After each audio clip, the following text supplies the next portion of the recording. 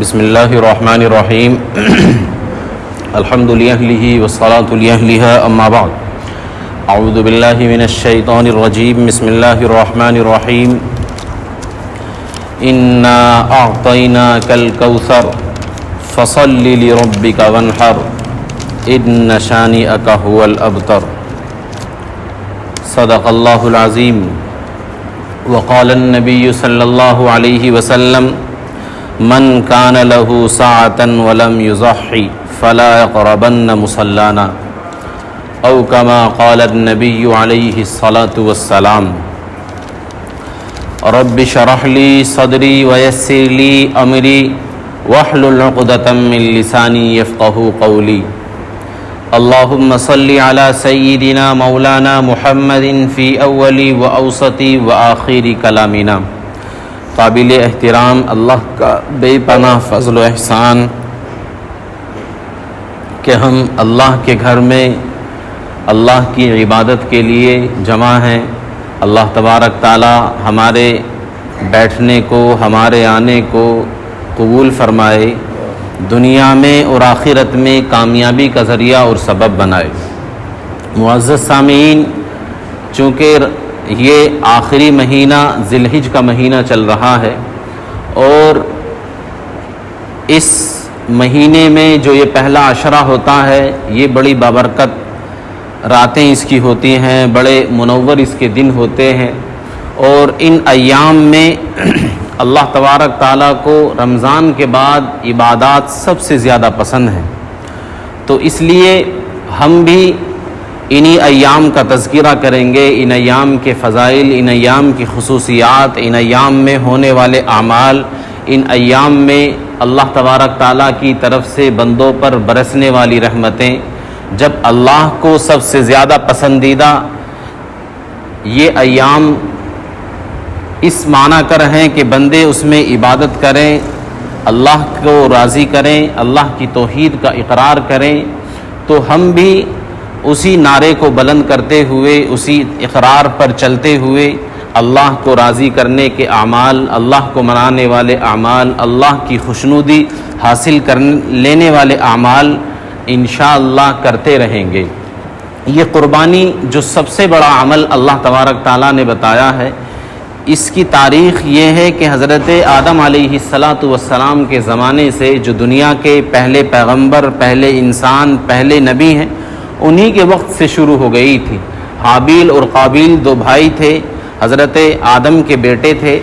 حابیل کا نکاح جو ہونا تھا وہ ایک خوبصورت لڑکی کے ساتھ ہونا تھا، اور قابیل کا جو نکاح ہو رہا تھا وہ لڑکی ذرا کچھ خوبصورتی میں کم تھی، سانولے رنگ کی تھی، تو قابیل چاہتا تھا کہ میرا نکاح اس لڑکی سے ہو جس سے حابیل کا ہو رہا ہے، تو حابیل نے منع کیا کہ یہ میرے نکاح کے لیے ہے اور اس سے میرا نکاح طے ہو گیا ہے، اور شریعت کا جو قانون ہے وہ جو اس کی بہن ہے اس کے ساتھ وہ نکاح نہیں ہو سکتا۔ حابیل کا نکاح جو ہونا تھا وہ قابیل کی بہن کے ساتھ ہونا تھا، اور قابیل کا نکاح جو ہونا تھا وہ حابیل کی بہن کے ساتھ ہونا تھا۔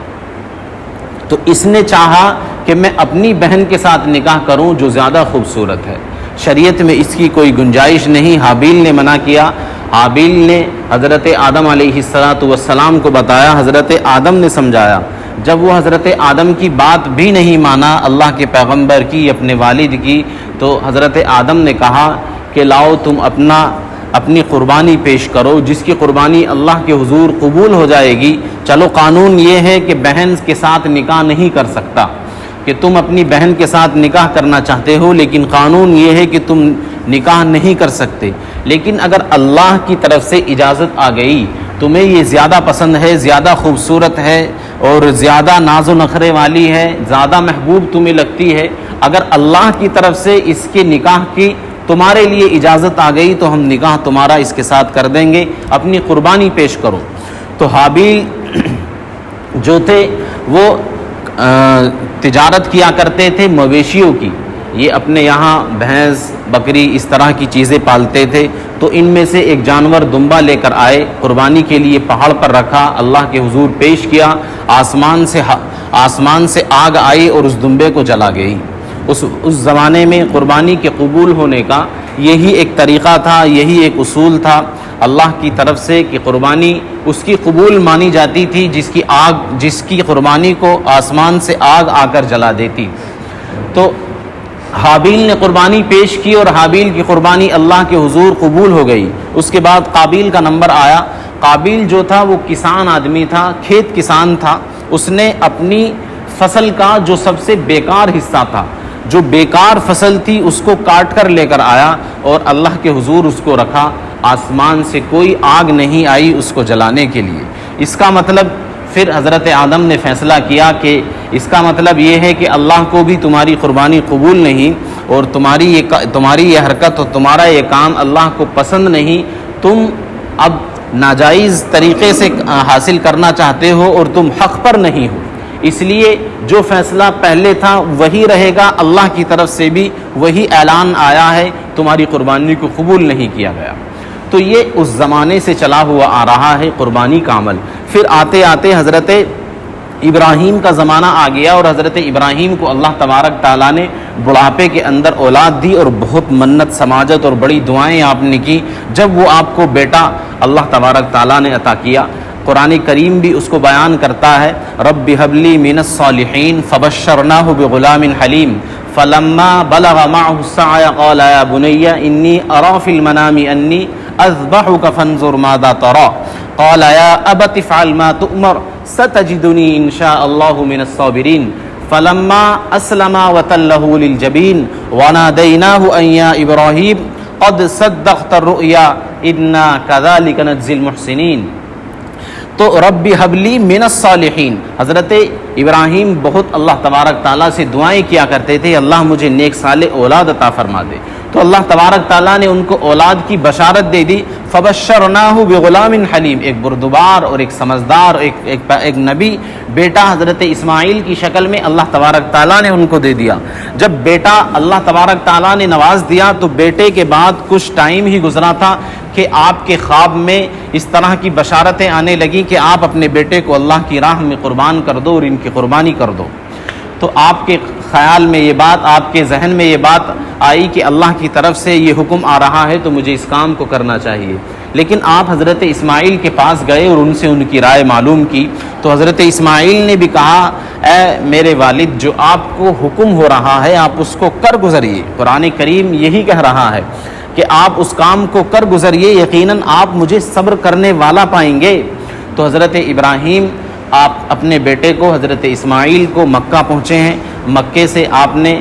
ان کی والدہ سے کہا کہ میں اس کو اپنے رشتہ داروں میں گھمانے کے لیے لے کر جا رہا ہوں، ملانے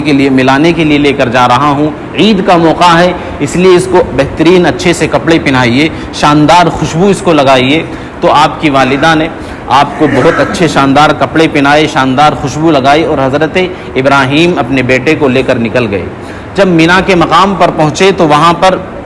شیطان ملا، اور شیطان نے آپ کو 3 بار بہکایا۔ آج جو حاجی 1-2 دن میں کنکری شیطان کے مارنے والے ہیں تو وہ حضرت ابراہیم کی سنت کو زندہ کریں گے۔ تو حضرت ابراہیم نے اس کے ساتھ کنکریاں ماری کہ تو مجھے بہکا رہا ہے اور تو شیطان ہے، جا یہاں سے چلا جا۔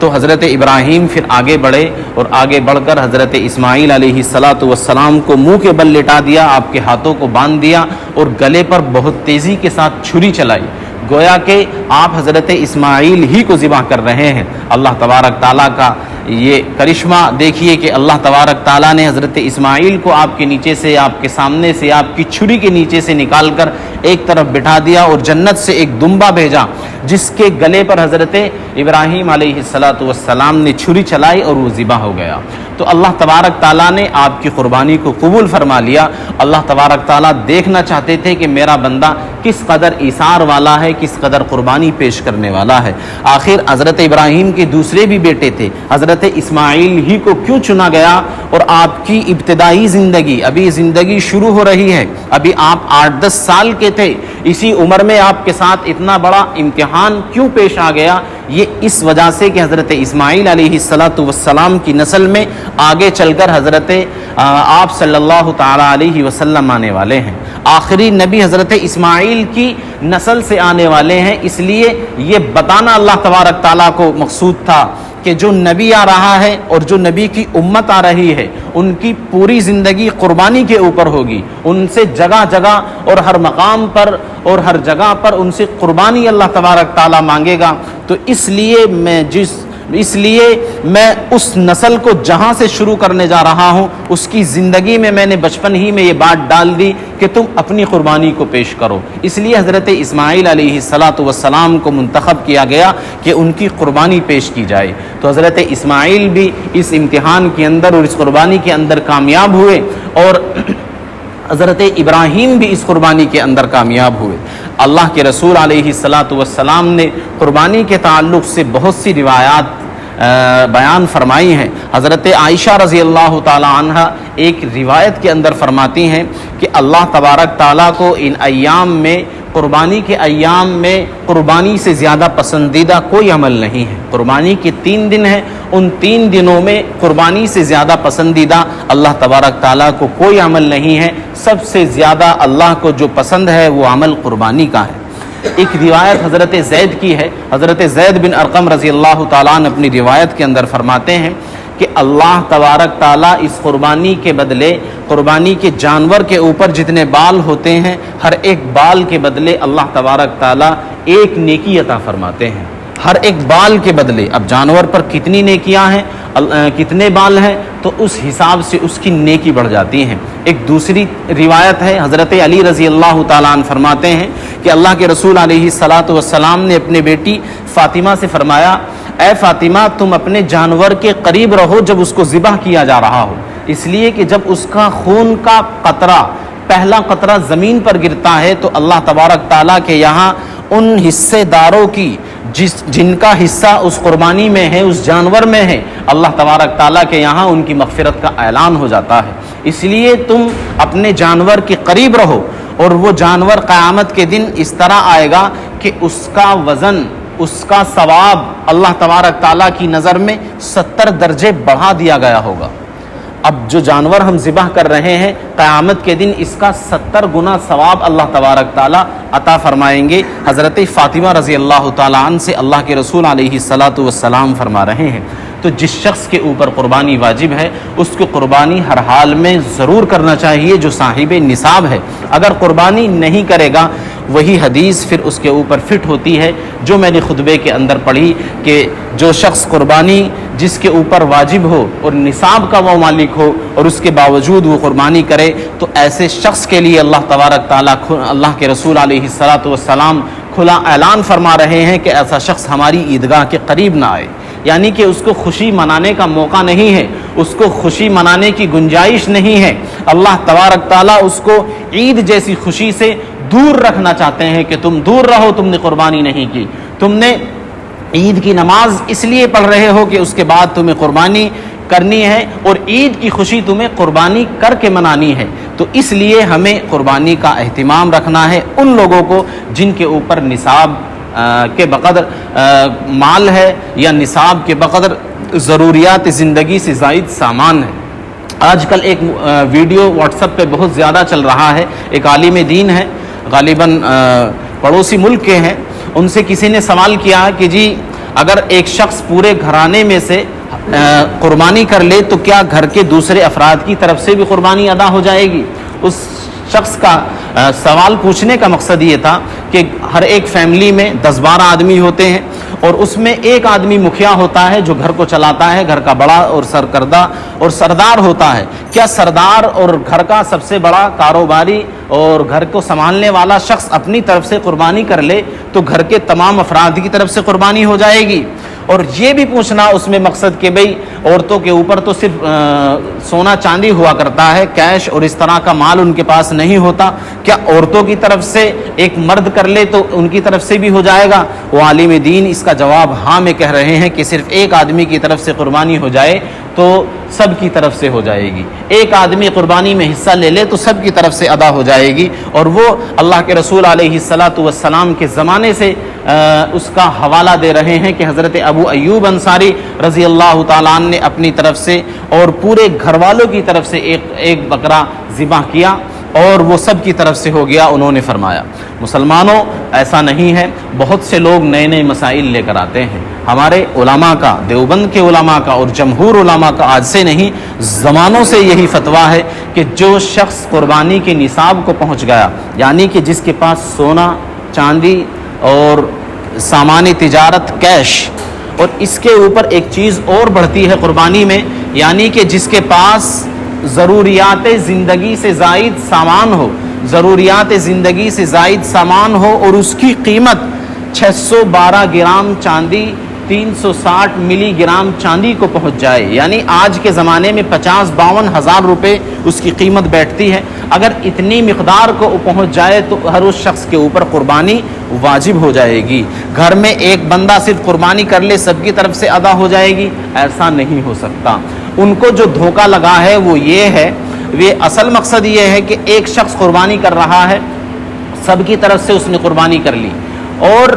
ایک الگ سے قربانی میں حصہ لیا اور اس کے ثواب میں سب لوگوں کو شامل کر لیا۔ اللہ کے رسول علیہ الصلاۃ والسلام کا زمانہ اتنی فراوانی کا نہیں تھا، ایسا نہیں تھا کہ ہر ایک شخص کے اوپر کئی گاڑیاں، کئی مکان اور کئی دکان، کئی پلاٹ ہو۔ آج کل جن لوگوں کے پاس کاروبار اچھے ہیں، دولت اچھی ہے، ان کے پاس جائیداد کی اور پیسے کی کمی نہیں، لیکن اس زمانے میں بہت کم لوگ ایسے تھے جو صاحب نصاب ہوا کرتے تھے، جو نصاب کو پہنچ جایا کرتے تھے۔ اکثریت ایسی تھی جو نصاب کو نہیں پہنچتے تھے۔ تو جو نصاب کو نہیں پہنچ رہا ہے وہ لوگ بھی ایک بکرا لاتے تھے اور اس بکرے کے ثواب میں اپنے گھر والوں کو شامل کر لیا کرتے تھے۔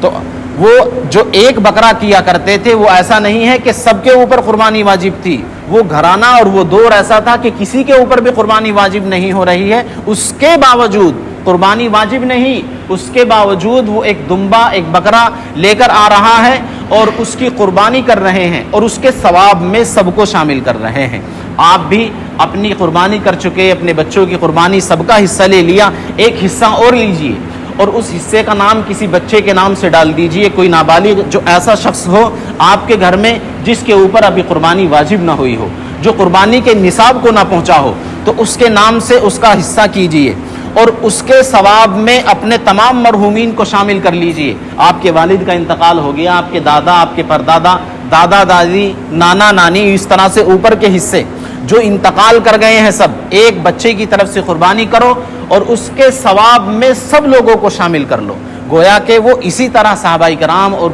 پرانے لوگ اس طرح کیا کرتے تھے، ایک قربانی کرتے گھر میں اور سب کو اس کے ثواب میں شامل کیا کرتے تھے۔ جس طرح اللہ کے رسول علیہ الصلاۃ والسلام اپنی زندگی میں، آپ مدینے میں 10 سال رہے اور مدینے میں آنے کے بعد قربانی کا وجوب ہوا ہے، تو 10 سال تک آپ مسلسل قربانی کرتے رہے اور اللہ کے رسول علیہ الصلاۃ والسلام نے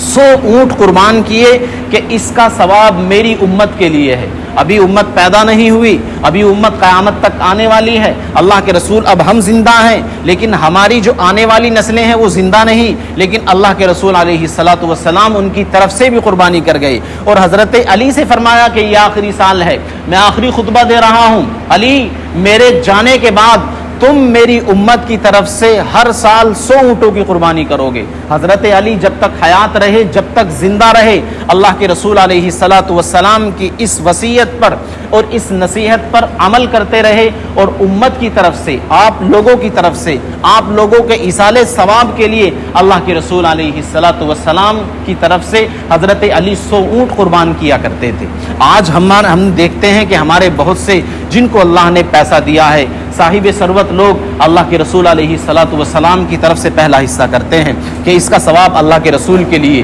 دوسرا حصہ حضرت ابو بکر کے لیے کرتے ہیں، پھر تیسرا حصہ حضرت عثمان کے لیے کرتے ہیں، چوتھا حصہ حضرت